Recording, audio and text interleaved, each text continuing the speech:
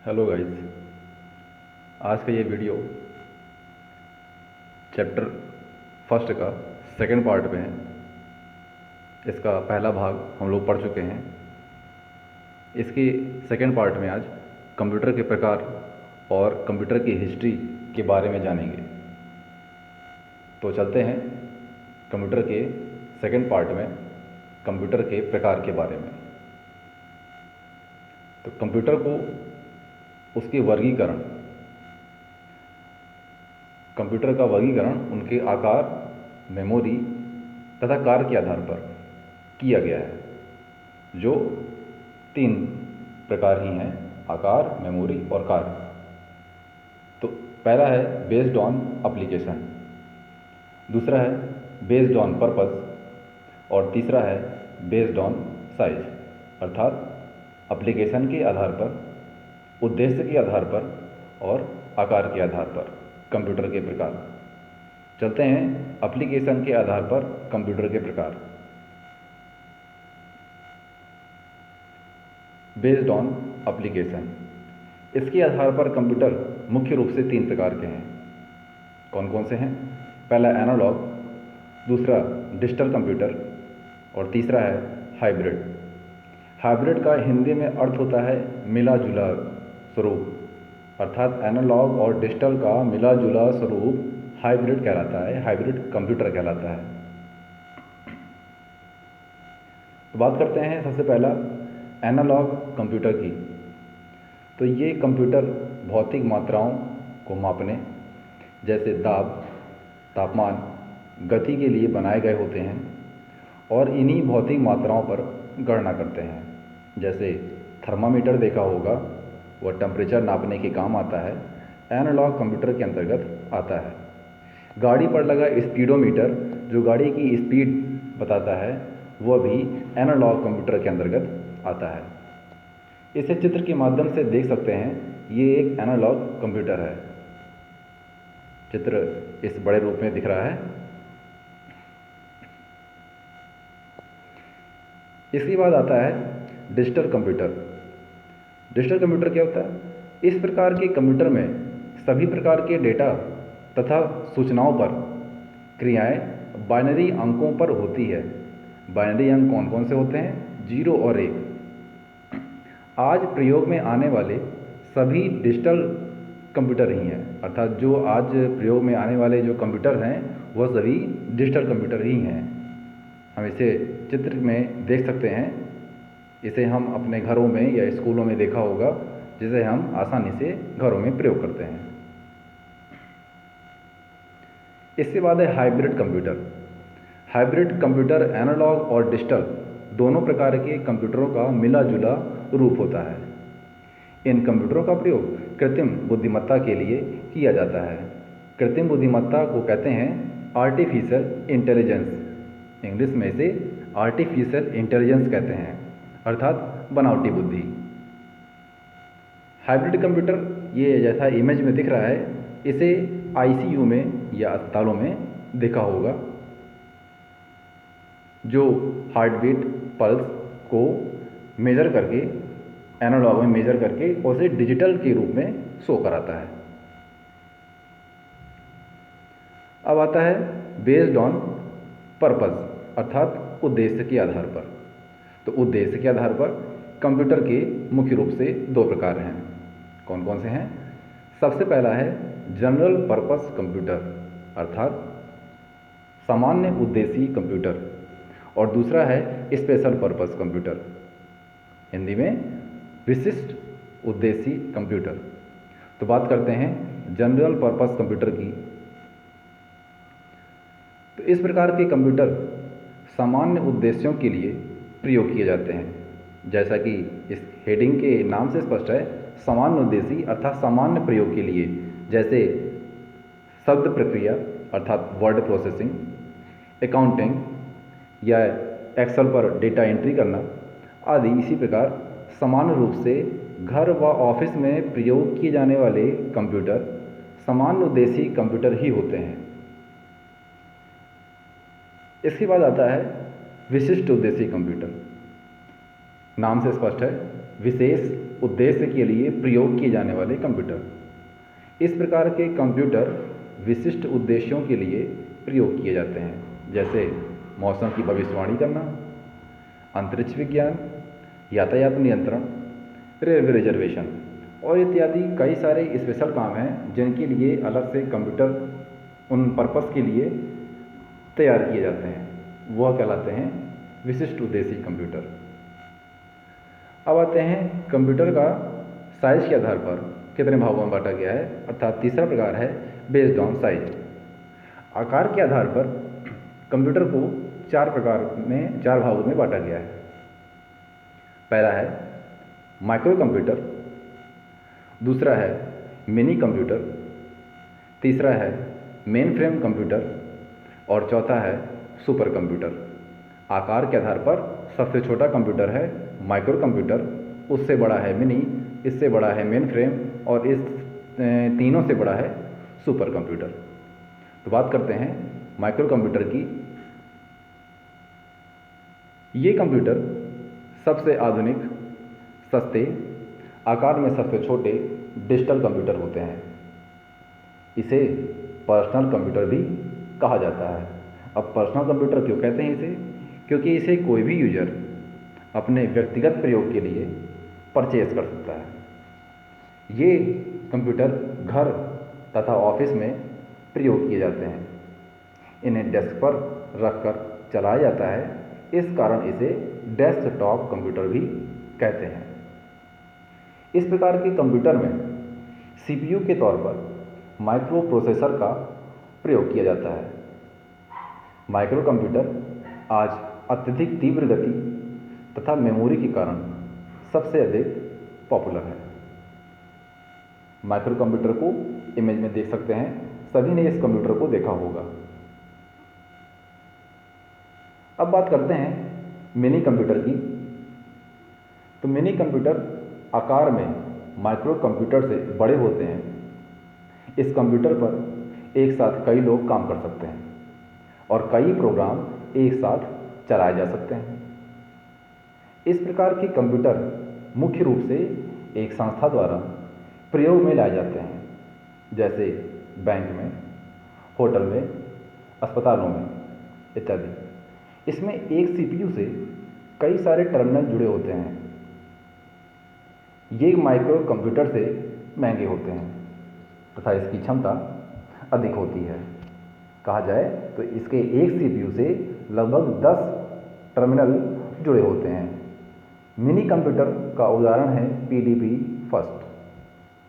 Mini computer का प्रयोग हमने बैंकों में, जहाँ पर सर्वर रूम होता है और उससे जुड़े कई सारे कंप्यूटर रखे होते हैं, जहाँ बैंकों में अलग अलग प्रकार के कार्य होते हैं, जैसे पैसे निकालने के लिए एक अलग काउंटर, पैसे जमा करने के लिए अलग काउंटर और पासबुक प्रिंट कराने के लिए अलग काउंटर, चालान जमा करना है। ये सब लगभग, अगर बड़ा बैंक है तो वहाँ पर कई सारे काउंटर बने होते हैं और उन पर कंप्यूटर रखे होते हैं, जो सभी एक मेन सर्वर से कनेक्ट होते हैं।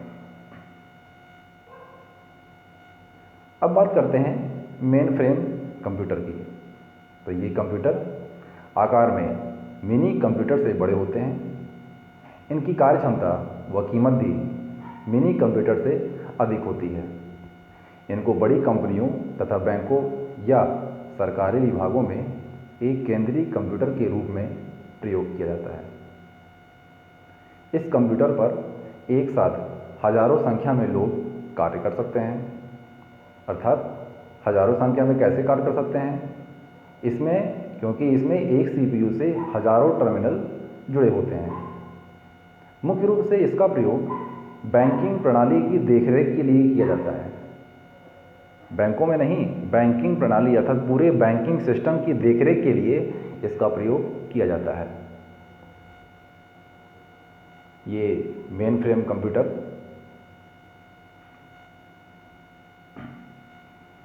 इसके बाद आता है सुपर कंप्यूटर। सुपर कंप्यूटर आकार में सबसे बड़ा, सबसे महंगा, सबसे तेज कंप्यूटर है। इसका निर्माण जटिल वैज्ञानिक गणनाओं के लिए किया गया है। इसमें समानांतर प्रोसेसिंग की क्षमता होती है, जिसकी सहायता से कई कार्य एक साथ किए जा सकते हैं। इसका प्रयोग मौसम की भविष्यवाणी, मिसाइल निर्माण, परमाणु विस्फोट, अंतरिक्ष यात्रा और रिसर्च आदि में सुपर कंप्यूटर का प्रयोग किया जाता है। सबसे पहला सुपर कंप्यूटर भारत का परम पद्मा अर्थात परम 10,000 है।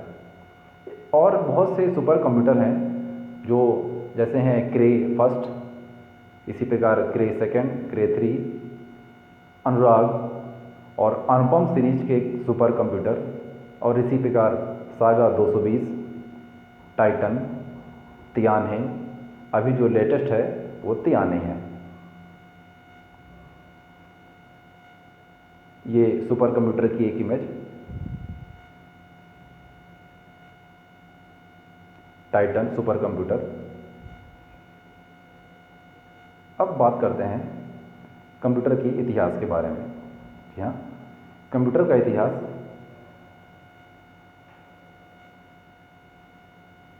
चित्र में दिख रहा है। ये एक छोटे बच्चों को गिनती सिखाने के लिए या उन्हें जोड़ घटाना सिखाने के लिए एक यंत्र टाइप की है। इसे अबेकस कहते हैं। लगभग 4000 ईसा पूर्व चीन में एक गणना यंत्र का आविष्कार किया गया जिसका नाम अबेकस रखा गया। यह वर्ल्ड का सबसे पहला यंत्र था। इसमें कई सारी हीटिंग आएंगी, बीच बीच में होंगी, जिन्हें आप आसानी से समझते जाइएगा। यह विश्व का सबसे पहला गणना यंत्र था अबेकस। आधुनिक शोध के अनुसार ली काई चेन को इसके आविष्कार का श्रेय दिया जाता है। इसका प्रयोग केवल जोड़ और घटाव में किया जाता है, अर्थात इस अबेकस यंत्र के द्वारा जोड़ की क्रियाएं और घटाने की क्रियाएं की जाती है। आगे आते हैं तो सन 1617 में जॉन नेपियर ने नेपियर बोन्स यांत्रिक मशीन को बनाया, जिस पर गुणा करने की प्रक्रिया को शीघ्रतापूर्वक किया जा सकता है। यह जो इमेज दिख रही है लेफ्ट साइड, यह नेपियर बोन्स यांत्रिक मशीन है। इस पर गुणे की प्रक्रिया आसानी से की जा सकती है।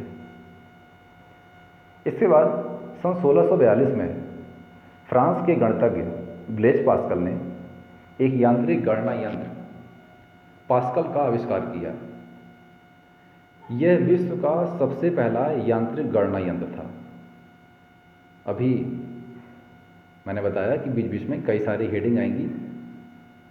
यह विश्व का सबसे पहला यांत्रिक गणना यंत्र था, अर्थात यहाँ से यंत्रों की स्टार्टिंग हो गई गणना करने के लिए।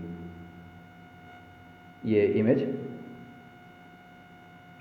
पास्कल की। अब इसके बाद सन 1804 में जोसेफ मैरी जैकॉर्ड ने एक कपड़े बुनने की मशीन का आविष्कार किया।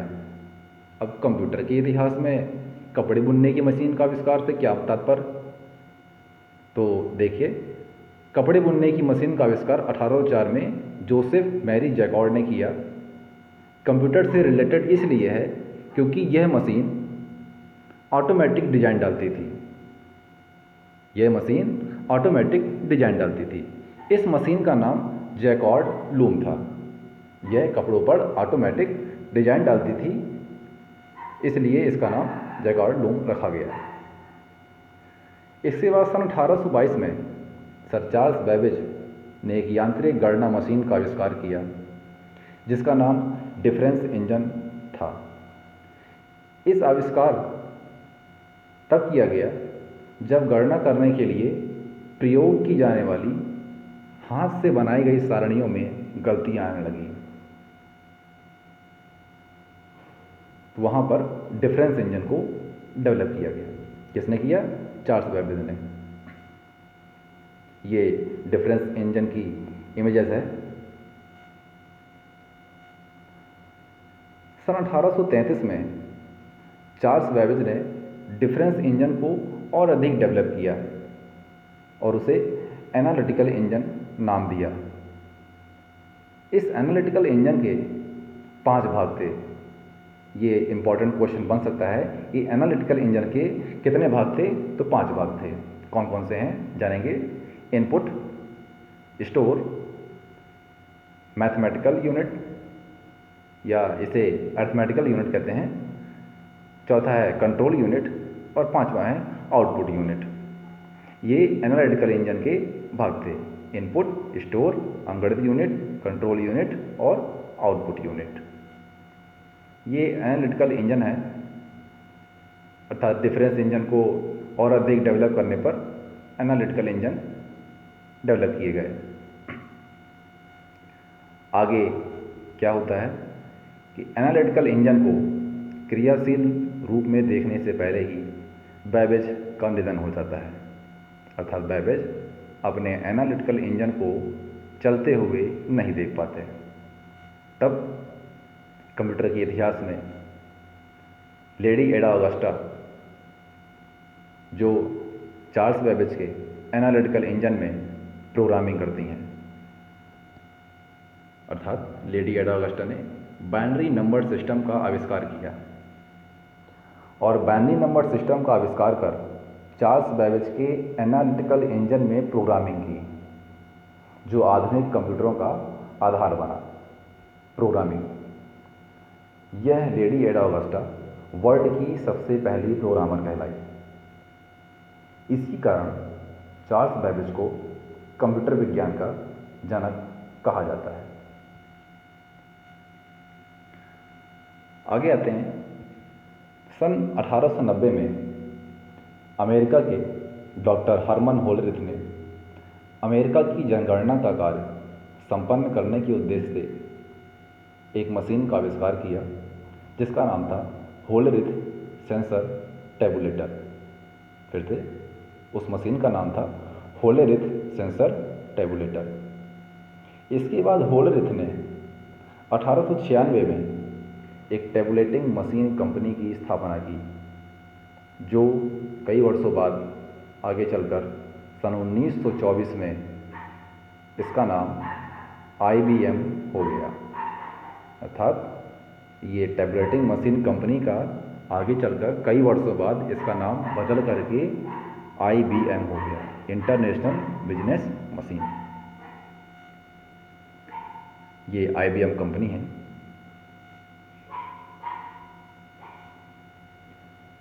सन 1944 में हावर्ड आइकेन ने पहला विद्युत यांत्रिक कंप्यूटर बनाया। ये विद्युत यांत्रिक कंप्यूटर है, जिसका नाम था मार्क फर्स्ट। इसका नाम मार्क फर्स्ट रखा गया। कब बना? 1944 में। कौन सा बना? विद्युत यांत्रिक कंप्यूटर, अर्थात विद्युत से चलने वाले यांत्रिक कंप्यूटर, मार्क फर्स्ट। इसके बाद सन 1945 में डॉक्टर जॉन बी एटानासॉफ ने एक इलेक्ट्रॉनिक मशीन का आविष्कार किया, जिसे ABC कहा गया।